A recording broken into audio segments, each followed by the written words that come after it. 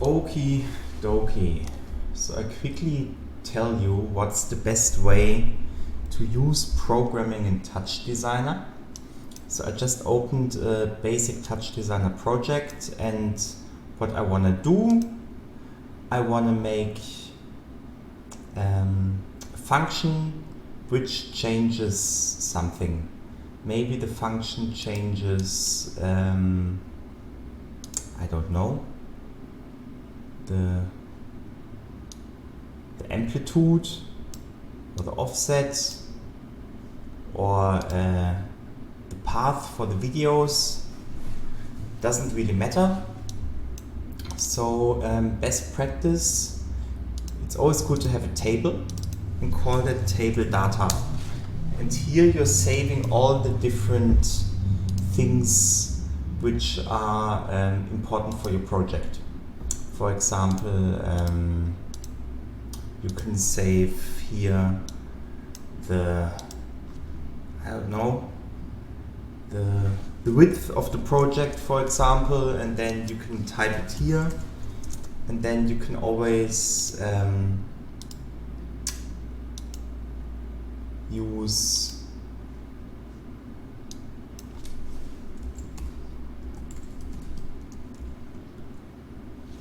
the width. Oh, how do I make those brackets?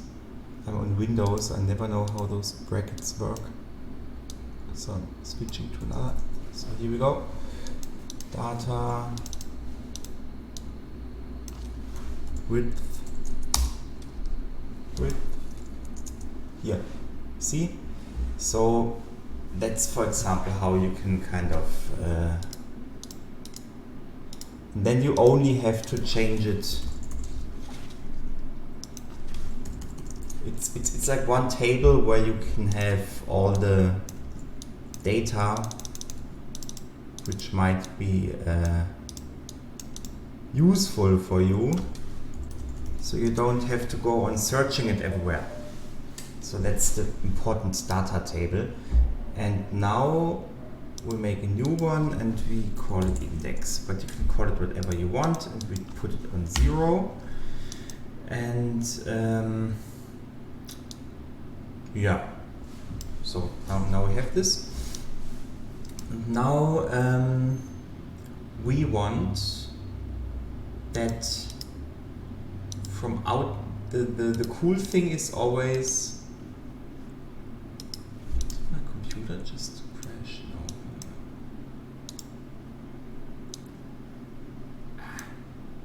Okay, parameters. Why is this not? Here. Just a second. Here we go. Good. So here. The idea is that we make, sorry for all the clicking around, just got up. So, okay. The idea is that we have in the project parent, so in the project, so because you can zoom out, and the idea is that you change something here and a function gets called inside, for example. So we make a new, sorry, I'm bad at explaining this morning. Okay. So okay. All right. So let's look into this. I click on this thing. I say customize component. Component is always the whole thing. And then I add a new parameter and I call it number. And then make it go from 0 to 100. And now when we look at the parameters of the project, we see we have a thing called 100. It's cool. So we're even outside of the project and we can do this. So now we want to program a function that whenever we change this, the number in here changes. Okay. So again, I click here, I click on Customize Component, and then I'm going to Extensions, and I write the project is called Project 1, so that's how I call it, Project 1 EXT. You can call it whatever you want, but Project 1 extend, it kind of makes sense. And you click on Add, and then you get this new box.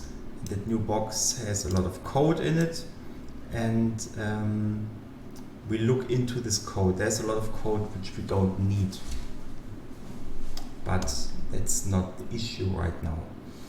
Okay, so we have this project extend 1. That's the idea is we have one place where we write all the functions. So we don't write the functions in a node and in another node and in another node. We write it all into one node, because then it's much more clean and easy, and it's way better. So we want a function which changes that index number whenever we change this number. Okie dokie. So I make a parameter execute node. Put them all here, because they kind of belong together. Make a parameter execute code things. And this thing calls a function whenever something happens in an object, in an operator. And so we have to go here and say parent, it should, I write in this parent, brackets open, brackets closed, and that means the parent. So whenever something happens here in this thing gets called. So, and then we have to say all parameters. That's a biggie. If you don't make that star here, then nothing happens. So, and now we can make a test. We're here on value change. When value changes, something happens, and on value change. So we can, for example, write, is it echo or is it print? I think it's print. Print hello, and here in dialogues text port, yeah, here we have our console, and whenever a value changes, it prints hello. That's cool. But we want it to only print hello when the value called number changes. So I'm sneaking to my other project.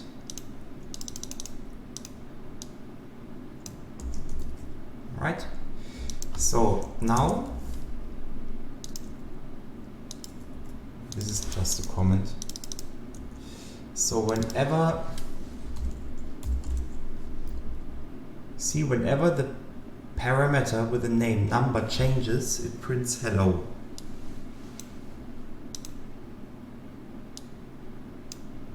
Does it work? Yeah, it works.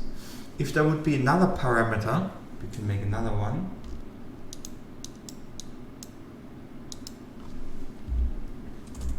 Call it text, or whatever we call it, it doesn't matter. Here, when this one changes, nothing happens. But when this one changes, something happens. If I would write text here,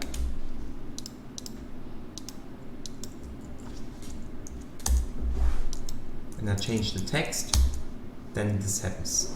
So that works. Number. So whenever that parameter changes, it prints hello. And now I don't, so we can actually write our function here. We could write, and the cool thing is we can delete all that because we don't need it. And we also don't need that and that and that. The return I would leave. So you see it's already way more clean and it still works. That's cool. So now we want that every time it prints not hello, but the actual number, and that's called parameter. So you see now it prints the number which I'm on, because that thing, parameter, is the current value basically. And now we can say, even instead of print, we can say operator data. Now we need the brackets again. How do those brackets work? I'm sorry. To copy the brackets again.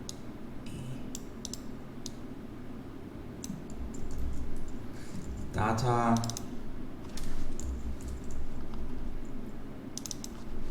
index. So what does this do?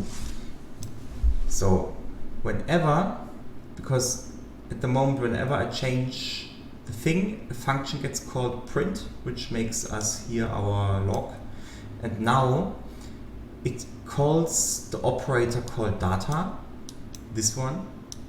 It says, hey, look in the row called index, this one, and then look in the field, look in the column 1, this one, and then set it to parameter. So that should work. You see, that's already cool. It's pretty cool. Or we can say, I can make a new column here. I don't know.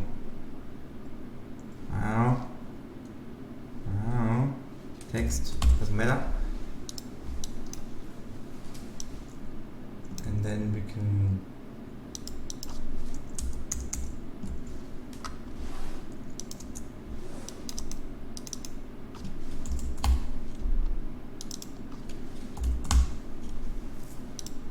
so this works. And now the text.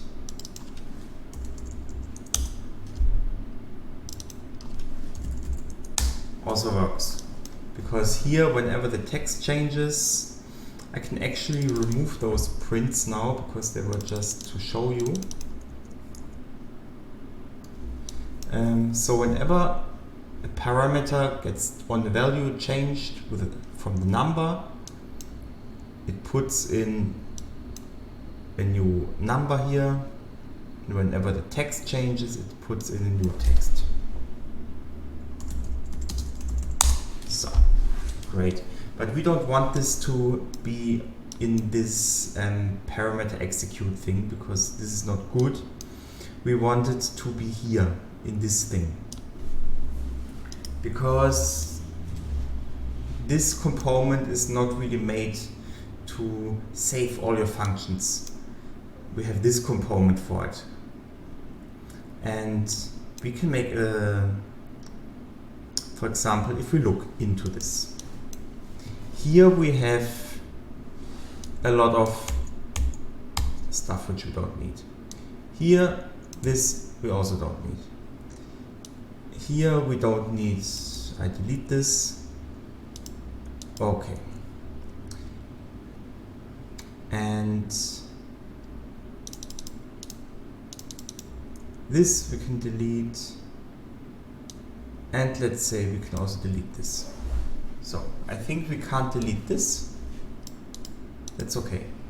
So whenever, so that's basically our our file where we can put in all the stuff. And now we make a function and we call that function change index. And we make another function called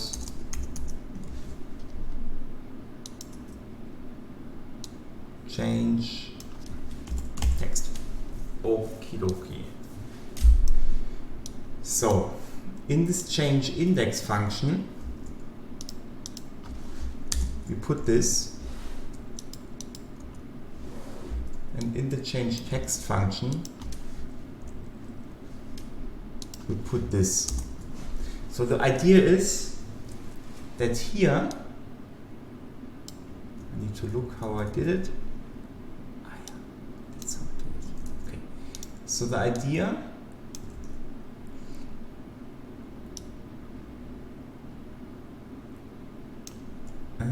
just let me do this.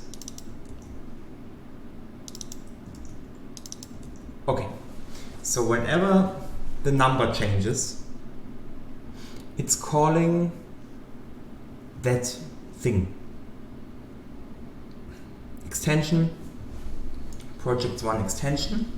So whenever the number changes, it's saying hello, and then it says look for a function called change index, which is here now, and send the parameter.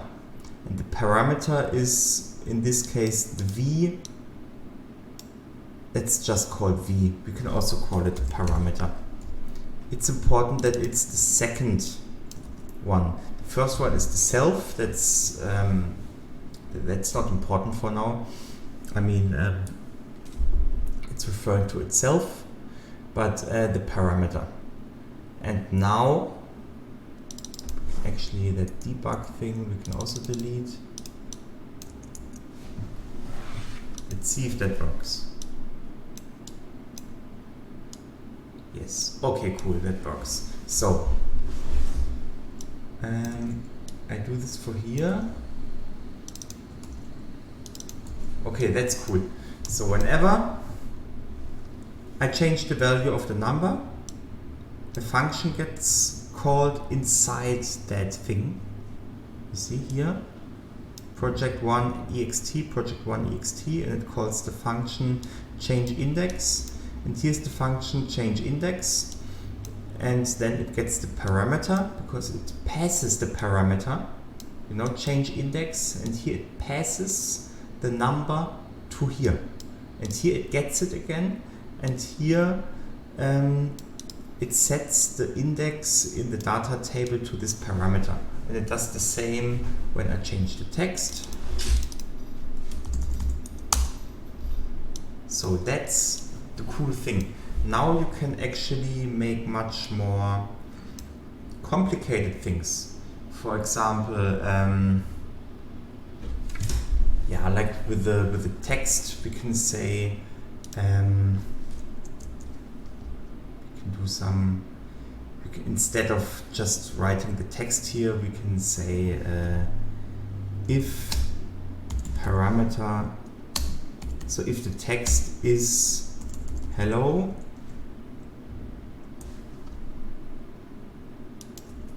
then write into the code hello Marius. Yeah, that didn't work. It says an error. Why?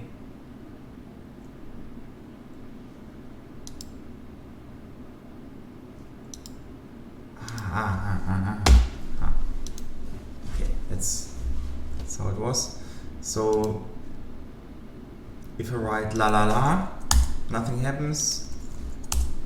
But if I write hello, it writes hello Marius. You know, so the cool thing is that now inside of this function you can do whatever you want.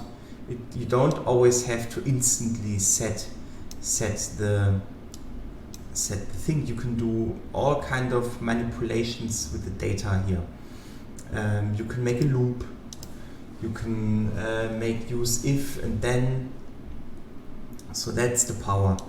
And now you have this in the index table here. So, for example, the noise, we can use the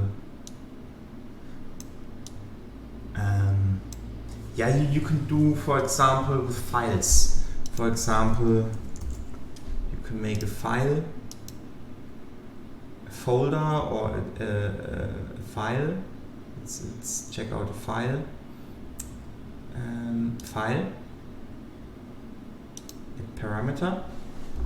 Now you can select a file here. Oh, I think my computer crashed.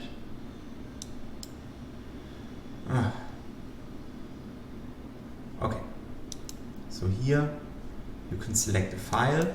So we make a new thing called file, change file, and here we make a new function.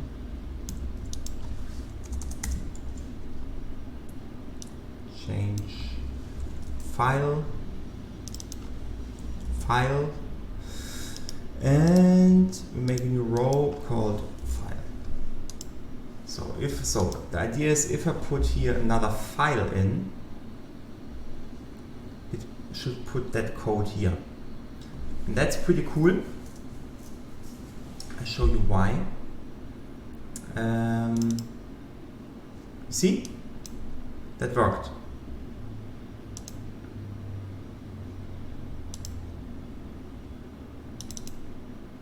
Put in the file, puts in the file. It's pretty good. So, but now the file, let's say we want to change the video, I can just say with the video component, I can go and say operator data. Now we need the brackets. I really should know how to do those brackets. File. See?